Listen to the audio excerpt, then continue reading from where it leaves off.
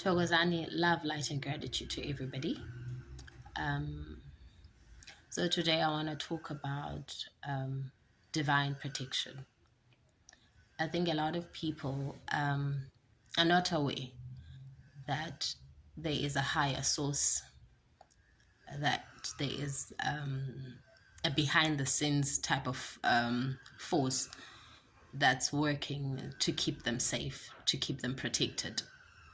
And that's very unfortunate because in our lives we will realize that there were many circumstances that could have ended bad, where we could have lost our lives, where we could have gotten into terrible accidents, where, well, essentially a terrible thing could have happened. But it didn't. It didn't because there was a force at play. There was divine protection. So, how do you recognize that there's divine protection in your life? Sometimes it's a voice. You're supposed to be rushing off to work in the morning, but you get delayed. Even though you got up early, prepared yourself, but something delays you at home and you have to leave later than you usually would have. And then you later realize, or you are later told that there was an accident on the highway. And you realize that had you been 2 minutes earlier, you would have been part of that accident. That's divine protection. A lot of events can happen in our lives that can prove clearly that divine intervention was at play, that higher power, higher source, guardian angels, your ancestors were at play. They were working for your divine protection. We all have, I believe, personal testimonies of this divinity and this protection. I remember when I witnessed, or when I later found out that there was divine protection and divine intervention that took place in my life. It was years ago, about 25 years ago. And we were plagued by a pandemic. There was a flu pandemic in the country.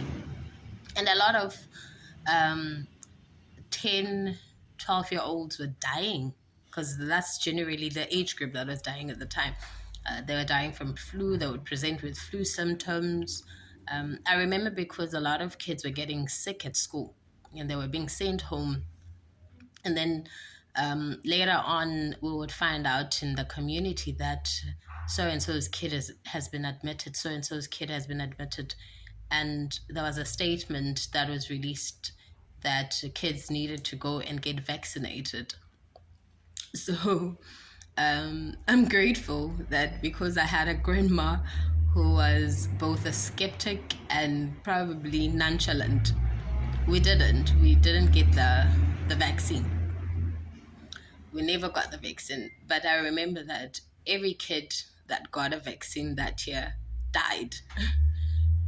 I have friends, people, young girls that were close to me that died that year from flu.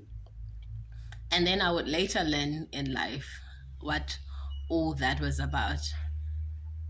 But most importantly, during all of this time, I remember one evening I got so anxious, so overwhelmed.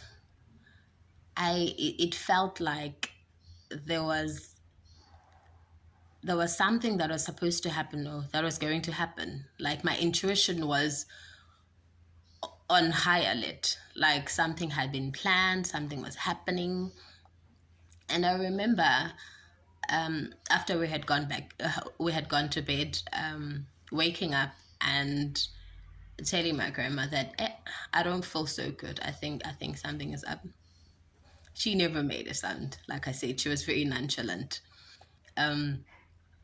But because we had certain things that we grew up on and grew up doing that we knew were things, were concoctions that were meant to protect you from imimoye, maybe, bad omen, bad spirits. So I woke up and I started applying the concoction all over myself, and I said prayers, and then I would sleep, and then I would later tell my mother, and then my mother told me something very profound, that was divine protection for you, Danam, because I was shown that certain things were happening, certain things that were putting kids your age at risk. There was bad energies from the underworld, from the dark side, that were at play, and they were targeting 10 to 12-year-olds. And I remember when later on in life, when I started my journey, and that particular incident coming up and being shown again and reiterated that we were there. Ingelosi were like, we were there. That was us. All those feelings that you had, it was our arrival, because we knew what had been planned. We knew essentially that you were in danger. So we didn't waste time. We wanted to make our presence felt.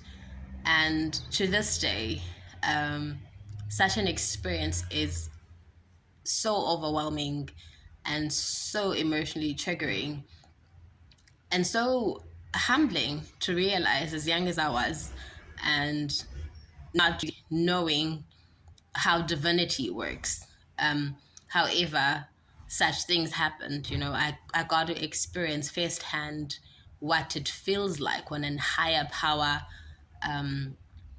takes care of you, or when a higher power shows itself in your life.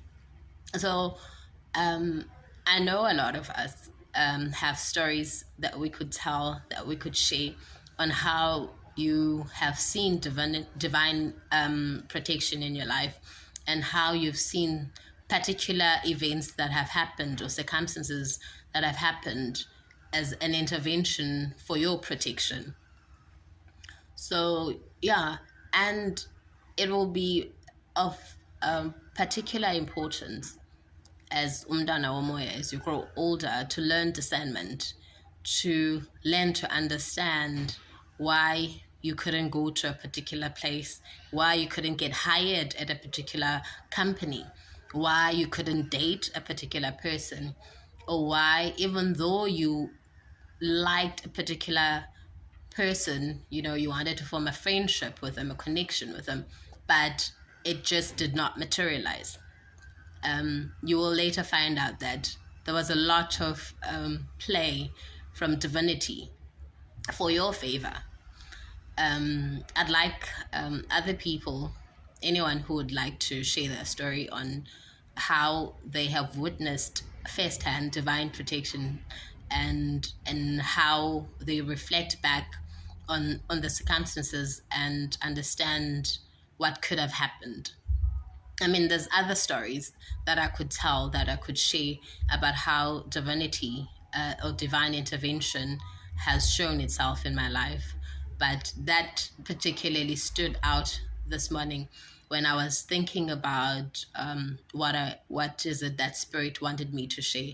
And Spirit wanted me to share about divine protection, and realizing that a lot of us, a lot of people are not aware that in their lives there are higher forces. They are behind the scenes powers that are keeping them safe, that are constantly their saving grace, that are constantly making sure that their life continues as they know it. Yeah, so yeah, Togozani, love and light and gratitude. Up until next time.